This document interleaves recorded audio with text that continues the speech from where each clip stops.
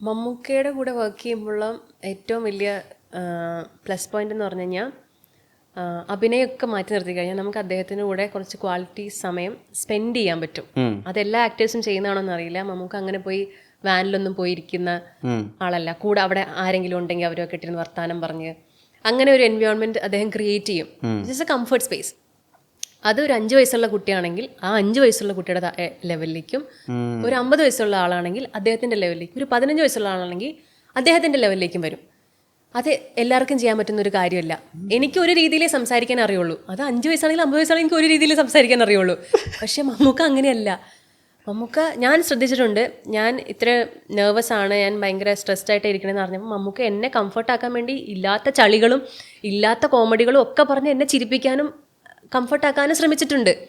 അതേ മൊമെന്റ് ഞാനങ്ങ് മാറിക്കഴിയുമ്പോൾ അദ്ദേഹത്തിൻ്റെ സുഹൃത്തുക്കൾ വരുമ്പോൾ സ്പോട്ടിൽ അദ്ദേഹം ചർച്ച ചെയ്യുന്ന വിഷയങ്ങൾ എന്ന് പറഞ്ഞാൽ നമ്മൾ കേൾക്ക പോലും ഇല്ലാത്ത കാര്യങ്ങളാണ് അദ്ദേഹം ചർച്ച ചെയ്യുന്നത്.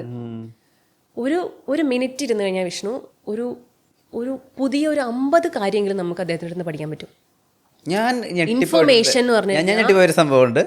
സോറി, ബ്രേക്ക് ചെയ്യല്ല, ഇപ്പം അല്ല ഞാൻ പറയാൻ പറ്റില്ല. അതായത് നമുക്കൊരു ഗ്രൂപ്പ് ഇൻ്റർവ്യൂവിന് വന്നതാ. നമുക്ക് മറ്റേ ഈ മൈക്ക് വെച്ചിട്ട് പറഞ്ഞു എന്താ മൈക്കല്ലേ വെച്ചിരിക്കുന്നത്? അല്ലടോ, ഈ മൈക്കിനൊരു ഇൻപുട്ടുണ്ട്, ഇത് വെച്ചാൽ കുറച്ചും കൂടി ക്ലാരിറ്റി കിട്ടും. അതായത് നമ്മുടെ കോളർ മൈക്കിൻ്റെ അവിടെ നിന്ന് എക്സ്ട്രാ വേറൊരു മൈക്കും കൂടി വെച്ച് കഴിഞ്ഞിട്ടുണ്ടെങ്കിൽ അതിന് കുറച്ചും കൂടി ക്വാളിറ്റിയിൽ നിങ്ങൾക്ക് സൗണ്ട് റിസീവ് ചെയ്യാൻ പറ്റുമെന്ന്. വർക്ക് ചെയ്യണം, ഞങ്ങളത് അനുസരിച്ചിട്ടില്ല. ശരിയാണ്. ഇതുപോലെ 100 കാര്യങ്ങൾ നമുക്കൊരു മൊമെന്റിൽ ഇരിക്കുമ്പോൾ അദ്ദേഹത്തിൻ്റെ പഠിക്കും. അതാണ് ഞാൻ പറഞ്ഞത്, അഭിനയം മാറ്റി നിർത്തി കഴിഞ്ഞാൽ ഒരു ഇൻഫർമേഷൻ്റെ കലവറയെന്ന് തന്നെ പറയും. ഇതൊക്കെ എവിടെ സമയം കിട്ടുമെന്ന് എനിക്കറിയില്ല. ബട്ട് സ്റ്റിൽ നമ്മളൊരു മെസ്സേജ് അയച്ചു കഴിഞ്ഞാൽ എല്ലാവരും പറയുന്നതാണ് സ്പോട്ടിൽ മമ്മൂക്കയുടെ റിപ്ലൈ വരും. കഴിഞ്ഞ ദിവസം എനിക്ക് പറന്നുപോ കണ്ടിട്ട് മമ്മൂക്ക മെസ്സേജ് അയച്ചു, ഗ്രേറ്റ് വർക്ക്, ഗുഡ് ജോബ് എന്നൊക്കെ പറഞ്ഞു. അപ്പോൾ എനിക്കിതിന് എന്താ റിപ്ലൈ കൊടുക്കേണ്ടതെന്ന് അറിയില്ല. റിപ്ലൈ നമ്മളിപ്പോൾ മമ്മൂക്കടുത്ത് ഹായ് ഹൗ ആർ യു എന്ന് വല്ലതും എനിക്ക് ചോദിക്കാൻ ഭയങ്കര പാടാണേ. ഞാൻ പറഞ്ഞ പോലെ എങ്ങാനും നമ്മൾ വല്ല ഈദിനോ അങ്ങനെയൊക്കെ വല്ലതും ചോദിച്ചു കഴിഞ്ഞാൽ hi how are you smiley. അപ്പോൾ നമ്മൾ ഇത് സുഖമാണെന്നാണോ അതോ മടുത്ത് പൊക്കോ എന്നാണോ അതോ എന്ന് ഉപേക്ഷിക്കാതെ വിടുമോ എന്നാണോ നമുക്ക് മനസ്സിലാവില്ല. പക്ഷെ എന്നാലും അദ്ദേഹം എല്ലാത്തിനും ഒരു സമയം കണ്ടെത്തുന്നുണ്ട്. ആര് മെസ്സേജ് അയച്ചാലും ആദ്യമേ ഞാൻ മമ്മൂക്കയുടെ അടുത്ത് നമ്മൾ നമ്പർ ചോദിക്കണേ ഭയങ്കര റെയറാ. എനിക്ക് നമ്പർ തരുമോ എന്നൊക്കെ ചോദിക്കാൻ എനിക്ക് ഭയങ്കര ബുദ്ധിമുട്ടാണ്. എൻ്റെ മനസ്സിലായോ അവർക്ക് നമ്പർ ഞാൻ താല്പര്യം ഇല്ലെങ്കിലോ. അപ്പോൾ ഞാൻ മമ്മൂക്കയുടെ അടുത്ത് റോഷാക്ക് അവസാനമായി ഷൂട്ട് കഴിഞ്ഞു, 1 മാസത്തോളം ഷൂട്ടിങ് കഴിഞ്ഞിട്ട് അവസാന ദിവസം നമുക്ക് എൻ്റെ നമ്പർ കേരളത്തിൽ കൊച്ചു കുട്ടികളുടെ കയ്യിൽ വരുന്നുണ്ടെന്ന് പറഞ്ഞു. അപ്പോൾ ഞാൻ പറഞ്ഞു നമ്പർ തരാം, ജോർജിനോട് ചോദിച്ചാൽ പറയുന്നില്ലെന്ന് ചോദിച്ചു. അപ്പോൾ അതും എനിക്ക് പ്രശ്നമായി, ജോർജിനോട് പോയി നമ്പർ ചോദിക്കാൻ. നമുക്ക് അനുവദിച്ചാൽ പോയി ചോദിച്ചാൽ മതി എന്നുള്ളതാണ് എൻ്റെ മനസ്സിൽ. അങ്ങനെ നമുക്ക് നമ്പർ തന്നു.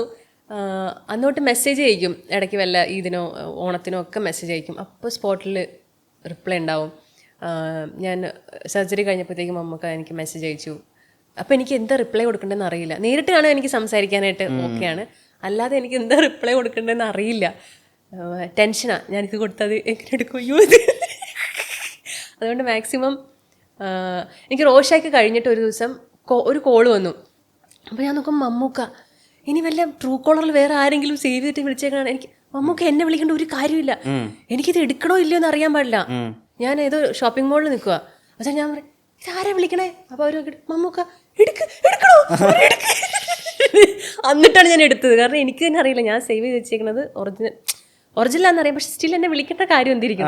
വിളിച്ച വേറൊന്നുമല്ല, പടം കണ്ടിട്ട് ഫാമിലി എന്ത് പറഞ്ഞു, റോഷാക്ക് കണ്ടിട്ട് വേറെ ആരെങ്കിലും വിളിച്ചിട്ട് നല്ല എന്ന് പറഞ്ഞു, അതിന്റെ റെസ്പോൺസ് എന്താണെന്ന് നമ്മുടെ സൈഡിൽ നിന്നും കൂടെ അറിയാൻ വേണ്ടി വിളിച്ചതാണ്.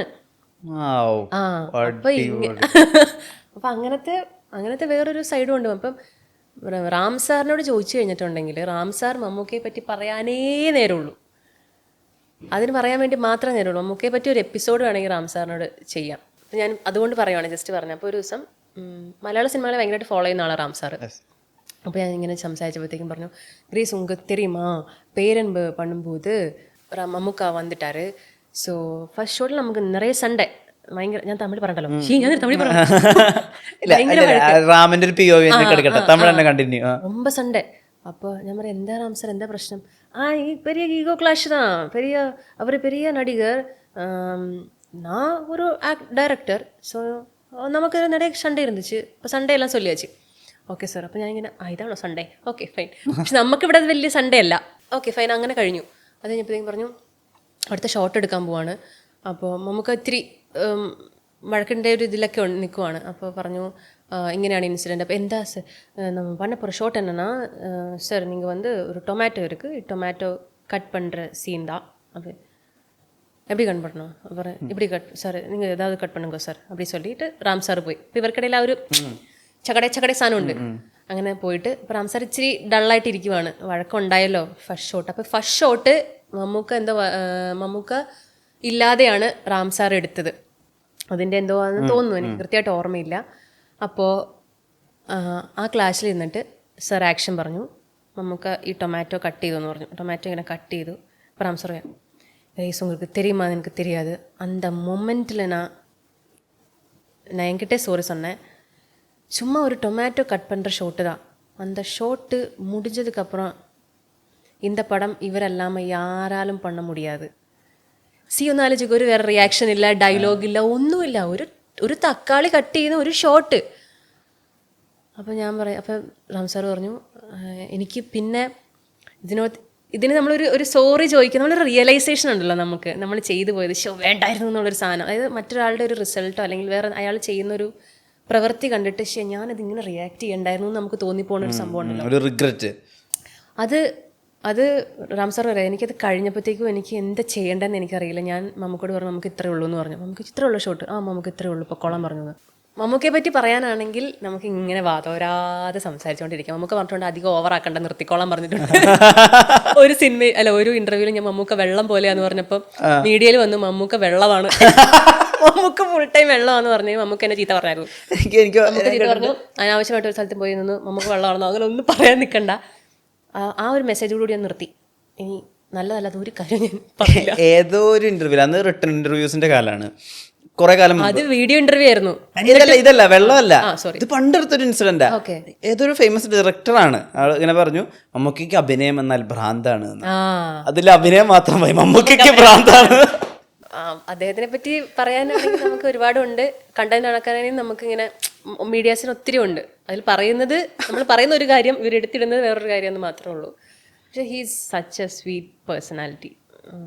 നമുക്ക് എങ്ങനെയാ പടങ്ങളൊക്കെ കാണുന്നത്, അതിൻ്റെ പടങ്ങൾ ചൂസ് ചെയ്യുന്നത്, കാണാനുള്ള, ഞാൻ പറഞ്ഞത് അഭിനയിക്കാനുള്ള ചോയ്സ് അല്ല പറഞ്ഞത്.